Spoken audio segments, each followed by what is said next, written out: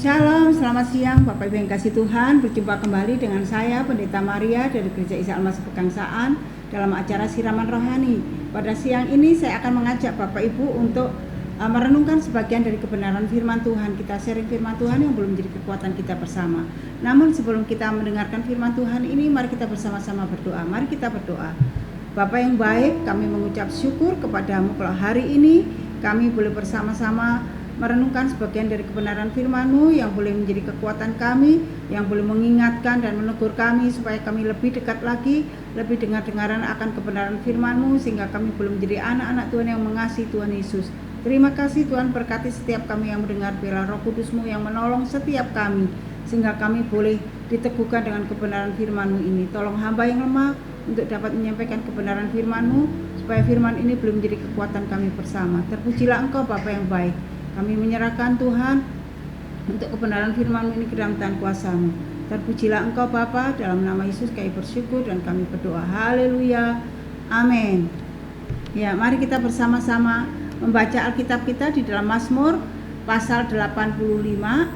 Ayatnya saya cuma mengambil satu ayat saja, yaitu di dalam ayat yang ke-9. Mazmur 85 ayat yang ke-9. Aku mau mendengar apa yang hendak difirmankan Allah Tuhan. Bukankah ia hendak berbicara tentang damai kepada umatnya dan kepada orang-orang yang dikasihinya, supaya jangan mereka kembali kepada kebodohan. Bapak Ibu yang kasih Tuhan, mengapa Tuhan menciptakan manusia itu dengan dua telinga dan satu mulut?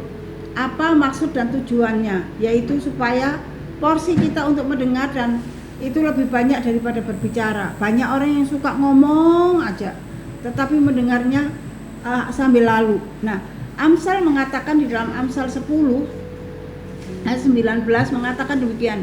Di dalam banyak bicara pasti ada pelanggaran, tetapi siapa yang menahan bibirnya berakal budi. Jadi Bapak Ibu yang kasih Tuhan, akhir-akhir ini banyak orang, kalau kita melihat di media, di televisi, banyak orang tuh asal ngomong-ngomong aja, tetapi nggak dipikir dulu apa akibatnya.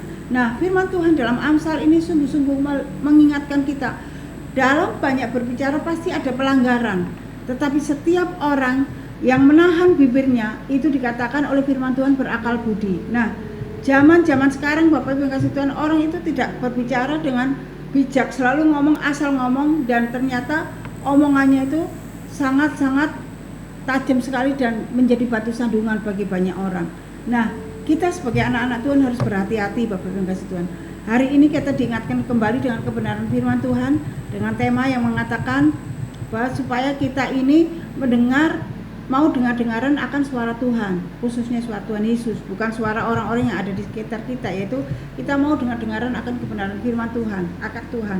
Kalau kita mau dengar-dengaran akan suara Tuhan, maka Bapak Ibu yang kasih Tuhan, kita menjadi orang yang bijak. Nah, bagaimana supaya kita mau dengar-dengaran akan suara Tuhan? Bukan berarti dikit-dikit kita, oh Tuhan berbicara kepada saya.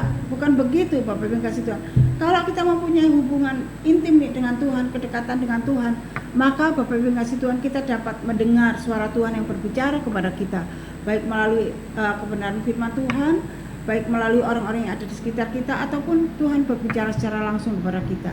Nah, makanya firman Tuhan dalam Amsal ini mengingatkan saya dan Bapak Ibu sekalian supaya kita jangan banyak berbicara, supaya tidak banyak pelanggaran yang terjadi dalam kehidupan kita, tetapi kita bisa menahan bibir, lidah, mulut, perkataan kita, supaya Bapak Ibu yang kasih Tuhan, kita ini dapat menjadi orang yang berakal budi dan tidak menjadi orang yang sering menyakiti orang dengan perkataan kita yang sangat tajam itu. Kalau kita melihat Bapak Ibu yang kasih Tuhan, orang sering kali berbicara untuk memuaskan isi hatinya, memuaskan emosinya, untuk menyakiti hati orang lain. Padahal kebenaran firman Tuhan tidak seperti itu Bapak Ibu yang kasih Tuhan. Kalau kita melihat lagi di Amsal 18 ayat 20 sampai ayat 21.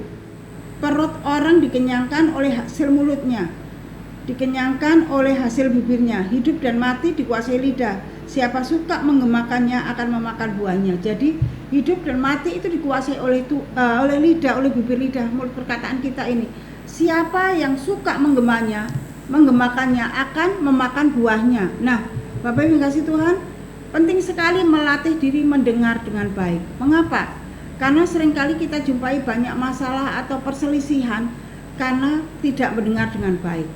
Ada orang ngomong apa, selalu ngomongnya jangan-jangan itu menyindir saya, jangan-jangan itu untuk saya. Nah, Bapak Ibu yang kasih Tuhan, kalau kita sudah punya pikiran negatif, maka semuanya akan kita pandang hal yang negatif. Tetapi Bapak Ibu yang kasih Tuhan, kalau kita belajar untuk mendengar dengan baik, kita mencerna perkataan orang dengan baik, maka Bapak Ibu yang kasih Tuhan, yang ada di dalam pikiran kita itu, dalam penafsiran kita itu bukan selalu negatif terus, tetapi kita harus mengambil satu pandangan yang positif supaya hati kita ini dikuasai dengan damai, dengan sukacita, dan tidak merasa tersakiti, tidak merasa terjolimi, tetapi kita merasa bahwa setiap apa yang kita dengar dan setiap apa yang kita lihat itu adalah hal yang baik dalam kehidupan kita. Kalau kita berpikir yang positif, maka itu akan membawa satu dampak yang baik dalam hidup kita. Kita tidak akan mengalami gelisah, tidak mengalami sakit hati, tetapi kita akan mengalami sukacita dan mengalami terberkati. Nah, Bapak Ibu yang kasih Tuhan, perselisihan banyak terjadi karena orang tidak mendengar dengan baik. Contoh saja, anak bertengkar dengan orang tua.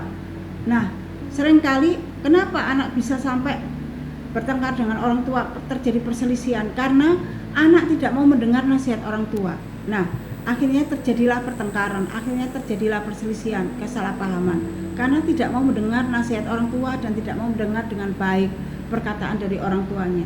Maka yang terjadi adalah perselisihan, hal-hal yang negatif.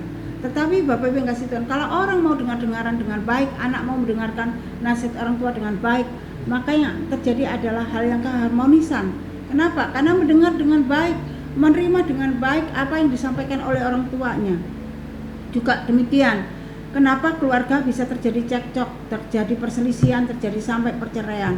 Karena Bapak Ibu yang kasih Tuhan, kadang-kala mereka tidak mau mendengarkan pasangannya dengan baik, suka sekali mempertahankan keinginannya dan keegoisannya, sehingga terjadilah perselisihan dan tidak mau menerima pendapat dari pasangannya dan tidak mau mendengar dengan baik dari apa yang dikatakan oleh pasangannya. Nah, ini sangat berbahaya sekali Bapak Ibu yang kasih Tuhan.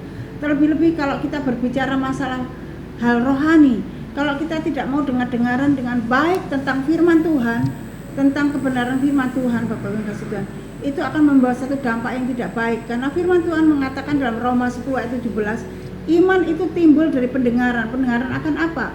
Pendengaran akan firman Kristus. Jadi Bapak Ibu yang kasih Tuhan, kalau kita mau mendengar dengan baik, firman Tuhan mengatakan iman itu timbul dari pendengaran, bukan pendengaran dari orang-orang yang berbicara di sekitar kita, Bapak Ibu yang kasih Tuhan. Nah, tetapi mendengar karena firman Tuhan, firman Kristus. Jadi iman itu timbul dari pendengaran dan pendengaran oleh firman Kristus. Jika kita mau mendengar dengan baik kebenaran firman Tuhan itu dan kita mau melakukannya, maka Bapak Ibu yang kasih Tuhan akan membawa dampak yang sangat baik dalam kehidupan kita. Nah, Bapak Ibu yang kasih Tuhan, untuk menjadi anak-anak Tuhan yang taat, untuk menjadi anak-anak Tuhan yang baik dan mau dengar-dengaran akan firman Tuhan, maka kita harus mempertajam pendengaran kita, melatih kepekaan diri kita secara rohani untuk kita bisa mendengar suara Tuhan. Kenapa? Ketika kita melatih kepekaan kita untuk kita dapat peka mendengar suara Tuhan, maka Bapak yang kasih Tuhan akan membawa satu dampak yang baik. Mari kita lihat di dalam Yesaya pasal 50 ayat 4b. Yesaya 50 ayat 4b mengatakan demikian, setiap pagi ia mempertajam pendengaranku untuk mendengar seperti seorang murid. Tuhan Allah telah membuka telingaku dan aku tidak memberontak, tidak berpaling ke belakang.